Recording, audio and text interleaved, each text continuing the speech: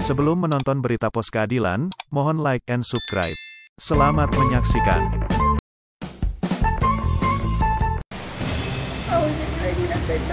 Bismillahirrahmanirrahim. Yang mulia hakim,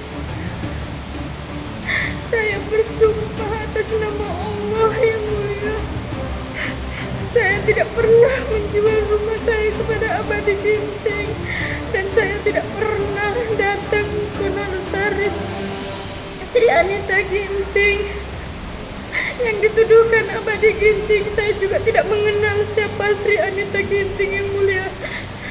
Saya juga tidak pernah membuat surat pernyataan yang seperti dituduhkan sama saya sehingga saya dipidana yang mulia.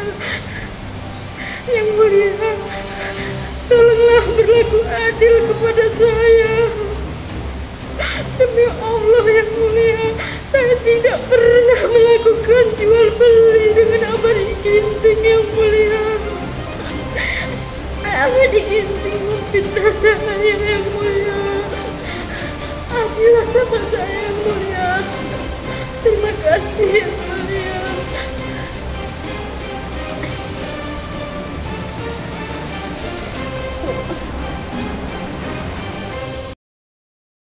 Krisis kepercayaan terhadap hukum, korban perkara oknum, polisi rentenir, bersumpah di bawah kitab suci. Medan, Pos Keadilan, krisis kepercayaan terhadap penegakan hukum di bumi Ibu Pertiwi ini semakin membuming.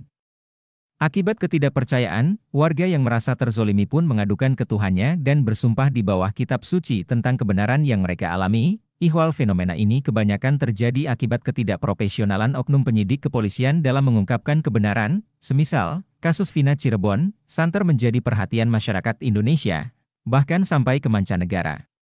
Saka Tatal salah satu korban dari 8 orang yang mengaku adalah korban kriminalisasi hukum atas aduan Ibtu Rudiana, berani lakukan ritual sumpah pocong demi mengungkapkan kebenaran yang ia dan ketujuh rekannya alami. Saka yang sudah menjalani hukuman penjara ini melakukan sumpah pocong pada 9 Agustus 2024 di Padepokan Agung Amparan Jati, Kabupaten Cirebon, Jawa Barat. Sumpah ini dilakukan untuk membuktikan bahwa Saka tidak terlibat dalam kasus pembunuhan Vina dan Muhammad Rizky pada tahun 2016. Sumpah pocong adalah ritual membalut tubuh dengan kain kafan seperti jenazah. Ritual ini sering dilakukan untuk membuktikan kebenaran atau tuduhan. Sedemikian dialami Utari Syahfitri, janda punya anak dua, masih di bawah umur. Di dalam Masjid Lapas Tanjung Gusta Medan di bawah kitab suci Al-Quran, Utari bersumpah tidak pernah menjual rumahnya kepada Bribka Abadi Ginting, AG. Pada rekaman video durasi 1 menit 17 detik yang direkam salah satu pegawai lapas-lapas itu, Utari bersumpah berlinang air mata. Saya bersumpah atas nama Allah yang mulia. Saya tidak pernah menjual rumah saya kepada Abadi Ginting. Dan saya tidak pernah datang ke notaris Sri Anita Ginting seperti yang dituduhkan Abadi Ginting. Saya juga tidak mengenal siapa Sri Anita Ginting yang mulia. Saya juga tidak pernah membuat surat pernyataan yang seperti dituduhkan sama saya sehingga saya dipidana yang mulia. Yang mulia, tolonglah berlaku adil kepada saya. Demi Allah yang mulia, saya tidak pernah melakukan jual beli dengan Abadi Ginting. Abadi Ginting memfitnah saya yang mulia, ujar Utari di rekaman video. Seperti diketahui, Utari digugat oleh AG di PN Stabat. Padahal dirinya sedang ditahan atas aduan AG di Polres Binjai dengan tuduhan pemalsuan surat. Sementara Utari melaporkan AGCS yang datang ke rumahnya di Desa Laumulgap, Kecamatan Selesai, Kabupaten Langkat, Sumatera Utara, baca, di penjara atas laporan oknum, polisi rentenir, ibu janda ini ingin mengadu ke Mabes Polri hingga ke Istana Presiden, malah di SP3. Saya bersumpah atas nama Allah yang mulia. Saya tidak pernah menjual rumah saya kepada Abadi Ginting. Dan saya tidak pernah datang ke notaris Sri Anita Ginting seperti yang dituduhkan Abadi Ginting. Saya juga tidak mengenal siapa Sri Anita Ginting yang mulia. Saya juga tidak pernah membuat surat pernyataan yang seperti dituduhkan sama saya sehingga saya dipidana yang mulia.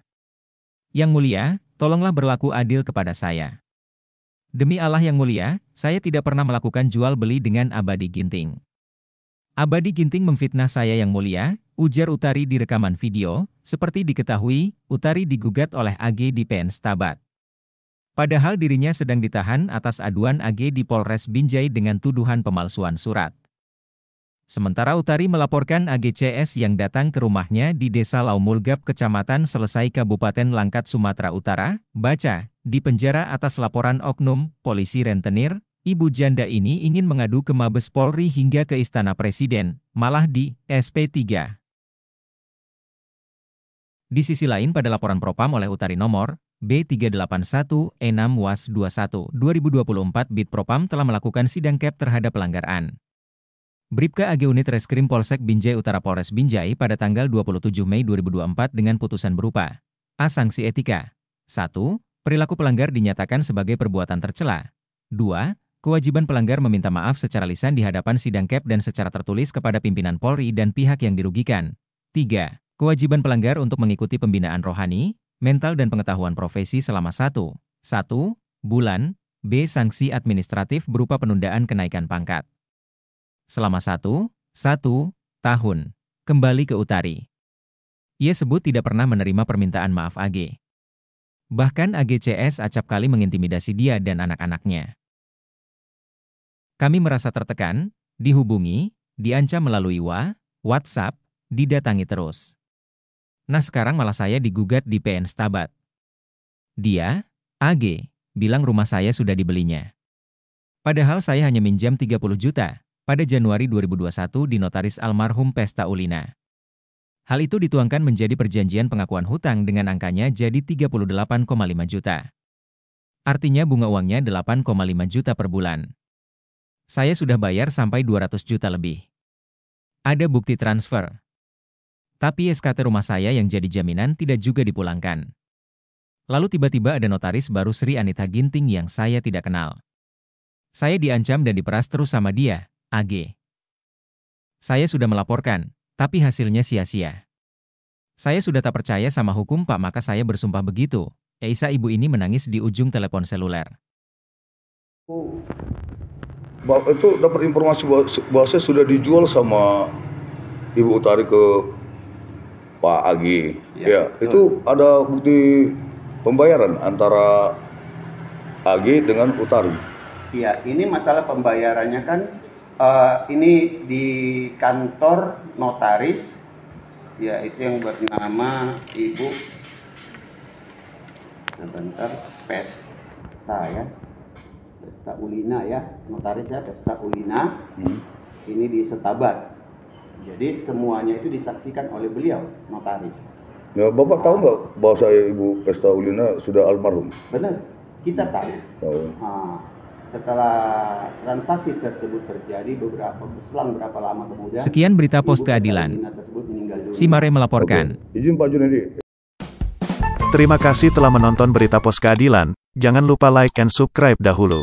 Kunjungi www.poskeadilan.com.